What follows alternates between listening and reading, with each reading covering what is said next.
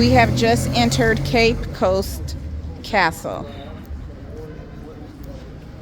These are our African warriors. Here's the first president that we saw. We visited his museum the other day. Dr. Eric Williams.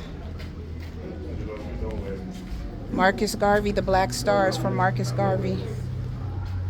Before we begin the introduction, officially let me give you a big applause. Oh, look at this. To the historical program.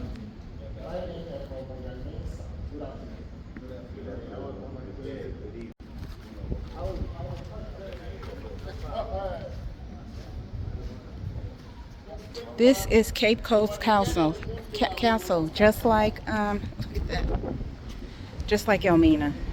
Male slave dungeons and magazines. Ain't this about a bloop? Look at this.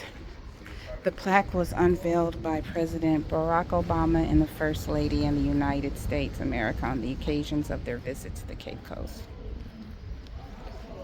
Look at this. Lord, I hope I don't start crying today.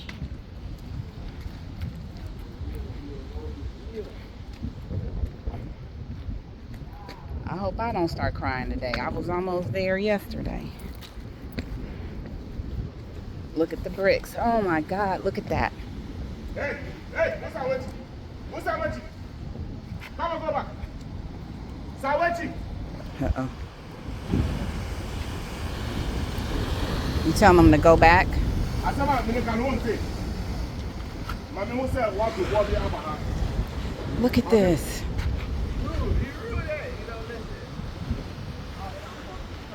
They defending their toxic behavior with cannons. Security. Uh-oh. What they do is that they write things on paper, wrap it in stones, and they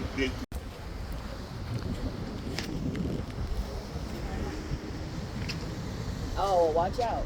You can't have the hat. Did he throw? Huh? No, he's asking if he can have my hat. So you can't have the hat. Oh, they just coming to ask for money. See how many cannonballs they got over here? So those are fishermen out there.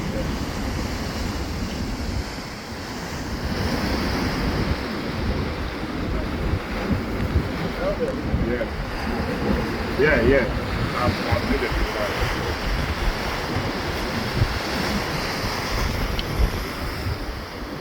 Somebody talking on the phone down there, and I may not videotape him.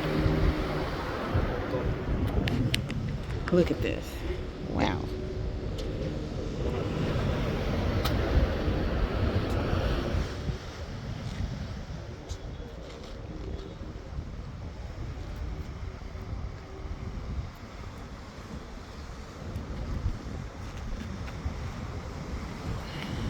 Look at this.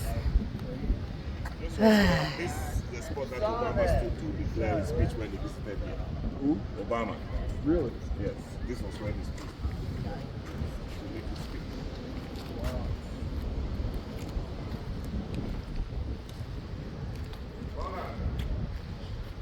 Still impressive. Okay. Right there. Okay. Back. Right there. Okay.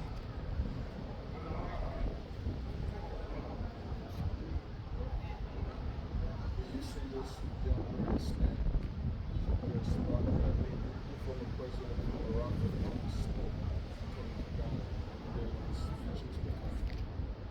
Right here you see this young lady stand. And in this courtyard you also see great monuments to the defenders of this country. All right, can you see this? Did you get the plaque?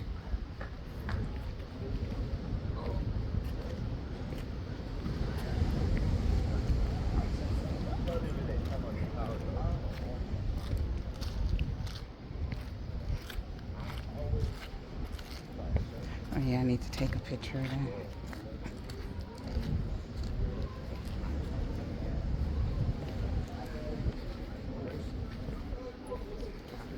Ron's getting a picture of the plaque of Obama.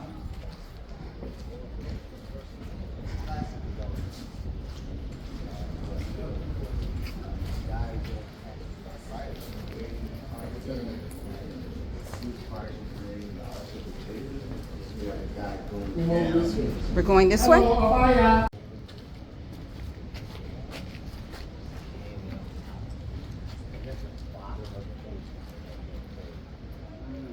feel instantly all the pressure, all the air, everything. Hello, the Yayas, Queen Yas. We are all kings and queens, but our names were some time ago changed to other names later. We'll hear about it. My dear, wonderful brothers and sisters, once again, officially, I welcome you to the historic Cape Coast dungeons. Echo Morgan Mensah, my name, your guide. I will conduct you around the dungeons as the guide. You have the liberty to ask questions as we journey the tour of the Cape Coast dungeons. After a brief introduction, we move to the main dungeon. We'll be here again, talk briefly about the graves, why we have them there, the significance. It is our duty to know. Already, I gave you about 7 minutes to be on top of a very long tunnel. So we shan't be there again. There was a tunnel connecting the male and the female dungeons that our ancestors, our fathers, had to walk through to join our mothers at the famous door of no return. We shall go beyond that to the fishing village, later come back to the slave dungeons through door of return. In fact, the significance is what we have all achieved. Because in the minds of the oppressor at the time, once our ancestors went beyond that gate, they were never to return.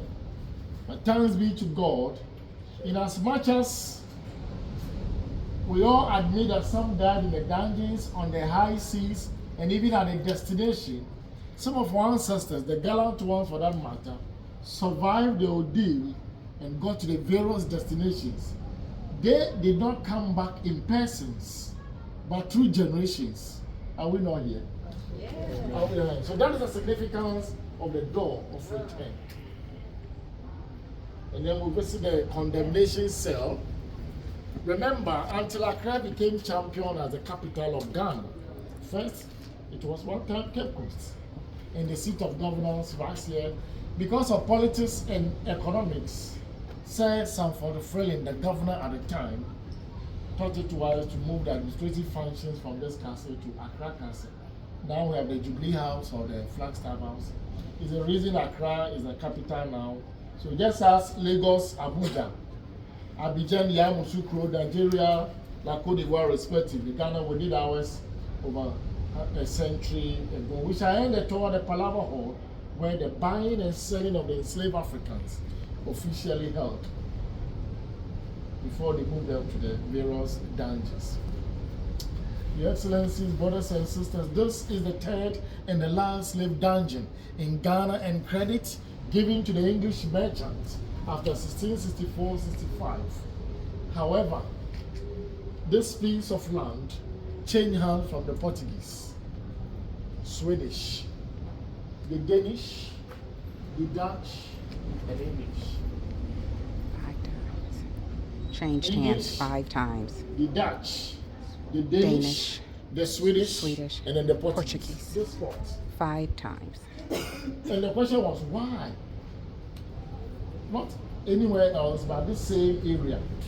One, the topography. Very strategic. The location. Very strategic. 2, human resource.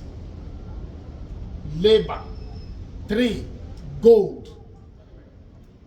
And finally, maybe power. So ability to overcome your opponent means the land became yours. So Portuguese giving the credit as the first Europeans to have landed on our shores. Apparently, they were exploring the west coast of Africa to Asia. 2, they were here as missionaries to teach us the Bible, a way to God Almighty. The next day, to buy gold. Subsequently, they named the land Gold Coast, La Côte d'Ivoire, Ivory Coast. Finally, the same Portuguese said they had expressed interest in this, whom they believe can do hard work for them in Americas and the Caribbean communities. That was the genesis of the whole thing. So, Now, when they were constructing the Elimina dungeons, labor by our ancestors carried this, do this, and it will surprise you to know that quantity of bricks that my brother could carry at a go, same quantity of bricks, it will take 2 or 3 Europeans to lift it. Ah, you have the muzzle. This is the kind of muzzle we needed the more over there. Having helped them construct the dungeons, today the same people turn around, call the black people lazy. You see the double standard? Having helped them build their nations, they turn around and say we are lazy people. So Elmina Castle, Portuguese after 1482, the Dutch attacked them there on the 29th of August 1637. And then English had it after 1872. And then we have the Christian War in Accra by the Danish. That was after the Dutch had fought them here. They moved to Accra and built their own slave dungeon called the Christian War, named after their monarch, Christian IV of Denmark, 1661. And Danish had also fought the Swedish here. So many scholars believe that this first foundation was the handiwork of the Swedish.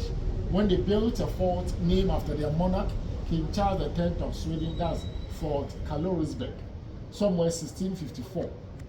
Swedish occupied an abandoned land over here because when Portuguese were defeated in the Elmina by the Dutch, they saw no reason why they should continue occupying the wooden structure here. It's like, Daddy, my brother, you lost $100 3 days ago. As painful as it may be, but you later say, okay, let me leave it. Few minutes ago, somebody stole your $5. What is $5 to you? If your $100 will rubbish off. So that was the Portuguese. So they left this area for Angola, Mozambique, Equatorial Guinea, Kenya, where they built a whole slave dungeon named after Jesus Christ. So if you want to find Fort Jesus, Kenya, Mombasa, as I speak to you, it is there today. The reason the Swedish took over the land, developed the wooden structure to bricks, and Danish added, Dutch did, and English made it a castle. So Elmina, Portugal, Accra, Denmark came close in this. Now, our brothers and sisters to the dungeons, unfortunately, they never ever committed any crime whatsoever in their respective villages and towns. Circumstances led them here, i.e., tribal wars, ethnic conflict, slave raiding, and kidnapping. Initially by the Portuguese themselves at Elmina Township, because the supply from Togo, Benin, Nigeria, as they named that section Slave Coast, our case Gold Coast, La Côte d'Ivoire, Ivory Coast, was not enough.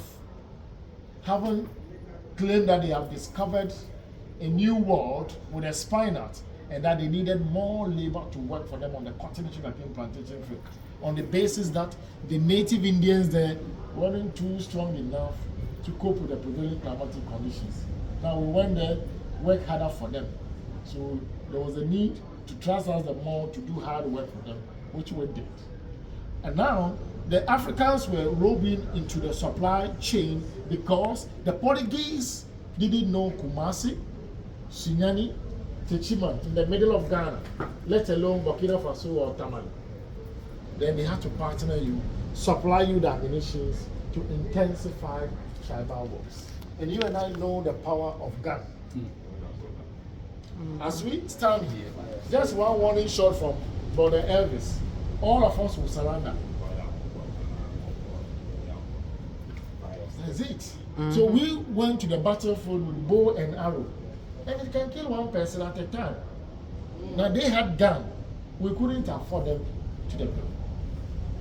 So they suppress us, money to capture us the more, then the African and then the European coming together.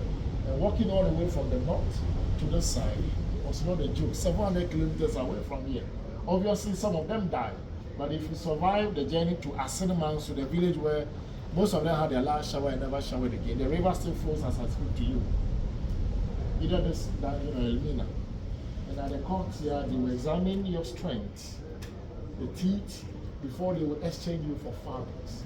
The mirror, the gunpowder, drinkables like whiskey, schnapp, or rum. Butter trade. Now, Daddy, you bought. Nanaya also bought. Men here, women 100 meters away. How were you going to identify your human cargo to that of Nanaya's own? Right. That is it. That's why they chose that hard way. If it happened to be that you were the only person in the business, there was no need branding us here because we all belong to you. Why they need to brand us? No, but you what? So we had a Manchester company here, so did Liverpool, Plymouth, Bristol. Remember, this is UK property at the time. These were the trading companies. It's very hot. I am from fire on you and then shh. Thereafter they separated us, awaiting shipment to the Americas and the Caribbean communities. Believe you me, they had a mail dungeon here. Above the dungeon was a church. And there, church services, human resource underneath at the same time, simultaneously. So our former president, who was here 14 years ago, equally shocked as you did. He questioned my senior boss who did the thought that, did I hear you right say a church above a dungeon? Oh, that is it's a spot. Now, we go to the dungeon. Looks like it's named Our on the emphasis shirt. how Christianity came into our country, Ghana, today. As we go along, feel free, ask questions, more to see, more to be told. And this is what our chiefs had to present 31 years ago, a way to say sorry to Ghanaians and the world over for the role that some of them played. Allowed slavery lasted for a very long period of time. The National House of Chiefs of Ghana, the paramountcy, they met in 1992, and then erected is that we should forgive them. They were selfish, greedy, ignorant, also a deceit on the part of the Europeans. So every 2 years we celebrate Pan-African Historical Theatre Festival. Every year, July, August is the Emancipation Day Festival. We're moving straight to the dungeons. Slopes a bit, 4 steps down, more to see as I said. Shall we move in?